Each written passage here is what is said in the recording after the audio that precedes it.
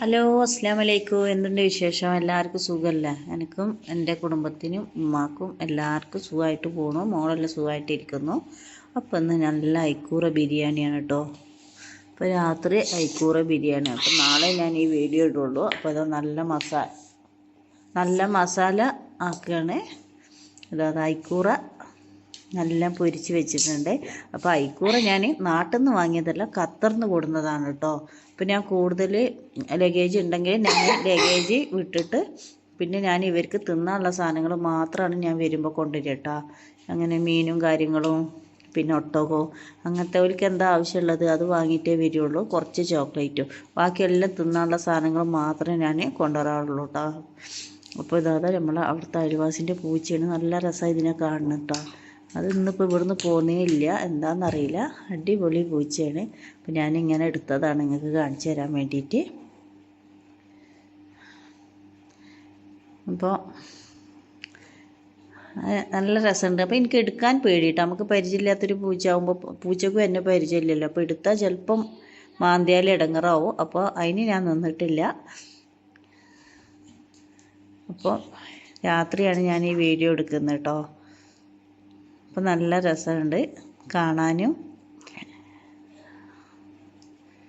എല്ലാം. പിന്നെ എല്ലാവരും എന്നെ സപ്പോർട്ട് ചെയ്യണം. അങ്ങനെ ഇതാണ് ഞങ്ങൾക്ക് മസാല എല്ലാം. ചാർലിയാണ് പേര്, ചാർലി എന്നാ. ഇതപ്പോൾ ഞങ്ങൾ ദമ്മിടുകയാണ്. അപ്പോൾ ഞങ്ങൾ മസാലയിൽ ഒരു തലയും കഷ്ണങ്ങളും 2-3 കഷ്ണങ്ങളെല്ലാം ഇട്ടിട്ടാണ് മസാല ഉണ്ടാക്കി. എന്നാലാണ് മീൻ ബിരിയാണിക്ക് നല്ല ടേസ്റ്റ് ഉണ്ടാവുള്ളൂ കേട്ടോ. പിന്നെ മസാല നിങ്ങൾക്കറിയാമല്ലോ, ഞാൻ വെക്കുന്ന അതേ മസാല തന്നെയാണ്. മോളാണ് ഫുഡ് ഉണ്ടാക്കിയതെന്ന്, ഞാനല്ല. എനിക്ക് സുഖമില്ല, തലവേദനയാണ്. അപ്പോൾ മോളാണ് ബിരിയാണി ഉണ്ടാക്കിയത്. അപ്പോൾ ഇതാ ദമ്മിടുമ്പോൾ ഞാൻ പറഞ്ഞതാണ് ഞാൻ വീഡിയോ എടുക്കട്ടെ എന്ന്. അങ്ങനെ വാന്ന് പറഞ്ഞതാണ്. അങ്ങനെ എൻ്റെ അവ്വാച്ചി എനിക്ക് തലവേദന ആയിട്ട് ഇതുവരെ ഐസ് വെച്ചതാണ്. ഇപ്പോൾ ഇതാ ഞങ്ങൾ ദമ്മിടുക. ഒരു തുണിയിൽ ഐസ് വെച്ചിട്ട് 2 നെറ്റിക്കും ഇങ്ങനെ വെച്ചിട്ട് കുറച്ച് സമാധാനം കിട്ടിയിട്ടുണ്ട്.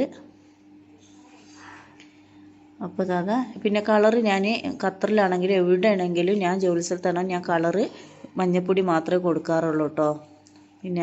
പിന്നെ എന്തെങ്കിലും പാർട്ടിയോ കാര്യങ്ങളൊക്കെ എല്ലാം വിളിച്ചിട്ടുണ്ടെങ്കിൽ അവരോട് താല്പര്യം ഉണ്ടെങ്കിൽ മാത്രമേ ഞാൻ കളറ് കൊടുക്കാറുള്ളൂ, അല്ലെങ്കിൽ ഞാൻ കൊടുക്കാറില്ല. മഞ്ഞപ്പൊടി മാത്രമാണ് കേട്ടോ. അപ്പോൾ ഇതെല്ലാമാണ് വിശേഷങ്ങൾ. അപ്പോൾ ഇങ്ങനെ ദമ്മിടുന്നുണ്ട്. അപ്പോൾ നമ്മളെ കടലും കടന്ന് വന്ന മീനാണ് ഇന്ന് ബിരിയാണി വെക്കുന്നത്.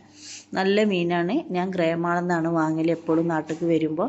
ഓലെ മീൻ ഇതുവരെ മോശമായിട്ടില്ല. അതുമല്ല ഓലെ പേക്കിങ് അടിപൊളിയാണ്. അത് പറഞ്ഞിരിക്കാൻ വയ്യ കേട്ടോ. അടിപൊളി പേക്കിംഗ് ആണ്. അപ്പോൾ ഞാൻ എയർപോർട്ടിൽ പോകുമ്പോഴാണ് പോയിട്ട് ഓലെ അവിടുന്ന് എടുത്തിട്ടുള്ളത്, ഗോഡൗണിൽ നിന്ന് എടുത്തിട്ടുള്ളത്.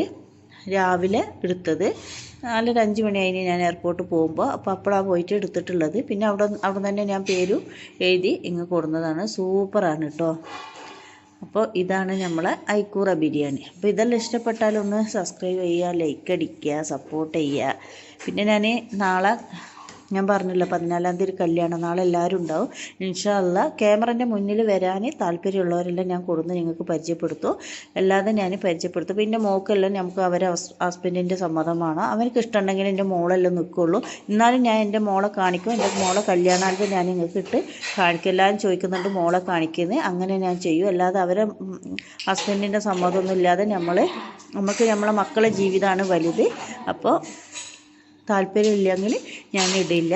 അപ്പോൾ ഇതെല്ലാമാണ് നമ്മളെ വിശേഷങ്ങൾ. അപ്പം അങ്ങനെ ഇതാ ഐക്കൂറ ബിരിയാണി ദമ്മിട്ട് കഴിഞ്ഞു കേട്ടോ.